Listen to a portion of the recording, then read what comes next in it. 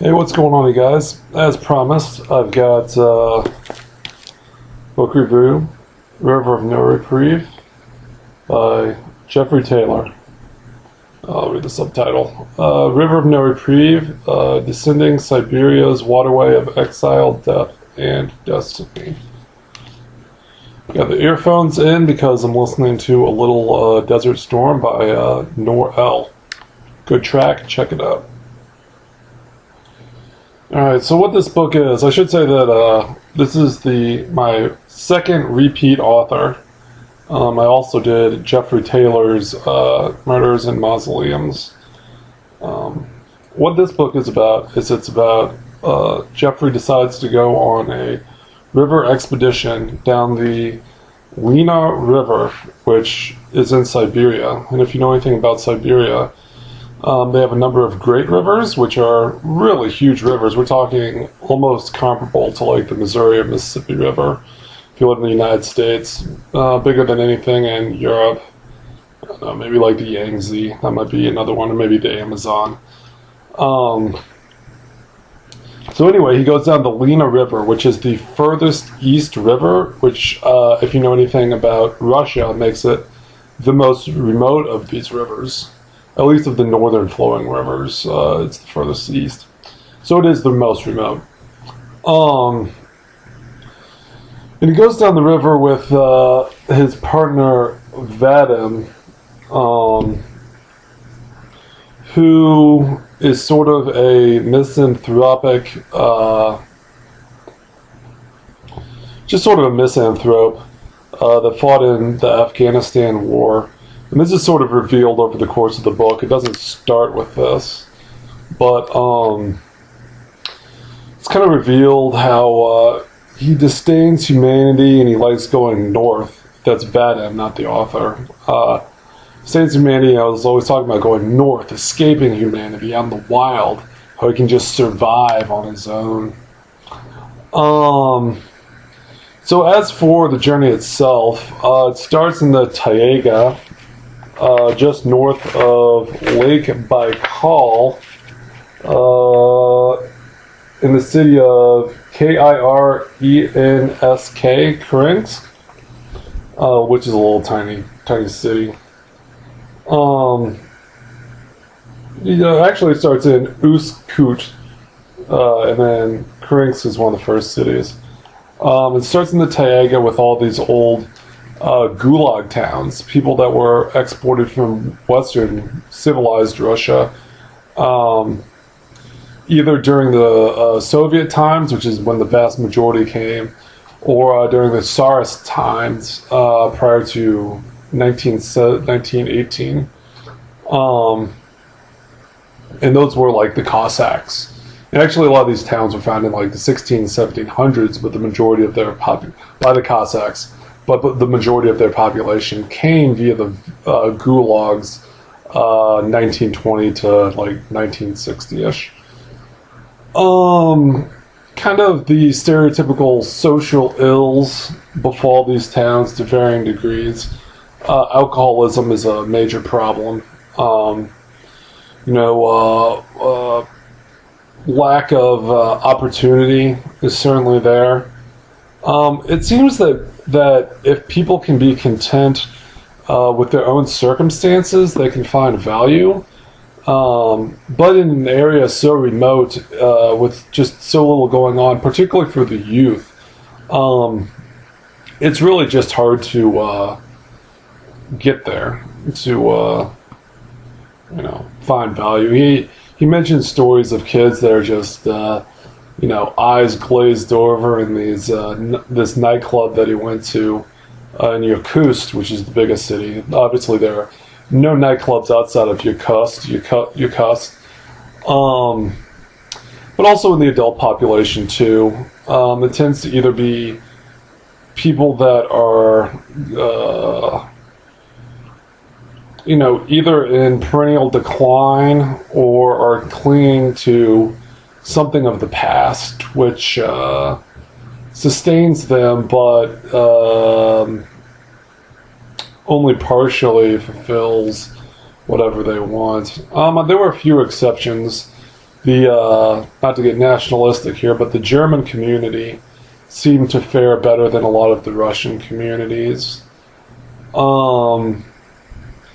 Basically, there was only one German community, though. Kind of it was kind of a German, Lithuanian, Eastern European exile community of non-Russians that fared better. And then there were a number of Russian communities, and then there were also the local communities, primarily the Yakut and the, I want to say, Yakut and Kurist? I don't remember what the second native peoples were, but basically the Yakut moved in later, were the more aggressive of the two. And whatever the first one was, were sort of the people there first. This is all before Western settlement from Motherland Rus, as it were. You know, alcoholism is prevalent among these groups as well. And I just, you know, I keep mentioning alcoholism, but there's just a general sense of dilapidation among these communities. You know, and I can't really go into every single story that he had in the book because that would just be way too long a review. But you know, there's just varying stories of success or people that are managing to get along or not managing to get along. Towns that are in some cases completely abandoned. In other cases, maintain, or just maintaining. Pretty much no thriving towns, though. So, you know, in varying degrees. I guess to get back to Vadim, a couple of points of the river ride itself in the Taiga and Tundra. So kind of the southern belt is the Taiga, which is the endless forest that people often go crazy in when talking about Russia. They would get very cold in the wintertime. Now they did go in the summertime, so temperatures were moderate compared to obviously the Siberian winter when it's terrible. And then north of the Taiga is the tundra, which trees, forests no longer grow. It's just sort of an expanse of plain and grass and moss and lichen and those kind of things. The river itself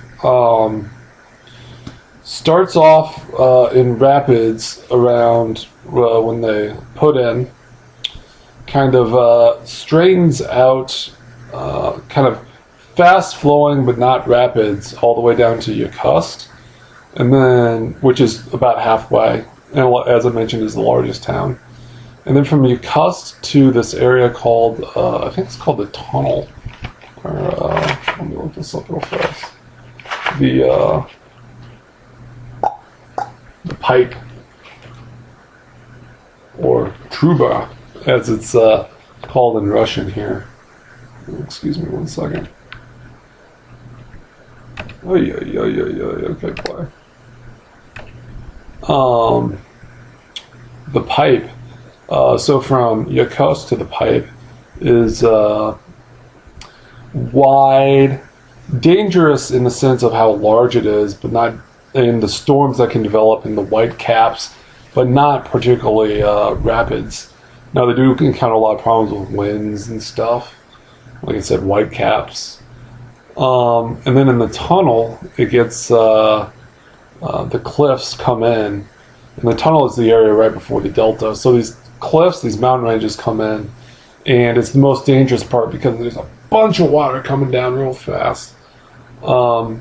And sort of, I thought an interesting point of this is Jeffrey actually fell asleep in his boat. You know, the tunnel isn't very long, or the tube, what do they call it? The pipe. The pipe is not very long, but is very dangerous. So we actually slept about halfway through the pipe, so we didn't really record it. I thought that was interesting. Then we mentioned something about a black sparrow and how that led the way.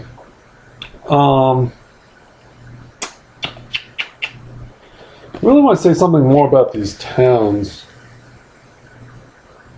You know, a lot of them are, you know, people that were sent there via the gulags for petty crimes, things that they really didn't commit. A lot of it had to do with like heavy labor industry. A lot of it off to the west until, you know, within the past, or within 5 years of when this book was written. I think once they mentioned there was like a chemical plant and all the people had died from cancer in the town. The town was completely abandoned. You know, that's kind of sad. Of course, that's probably the worst case.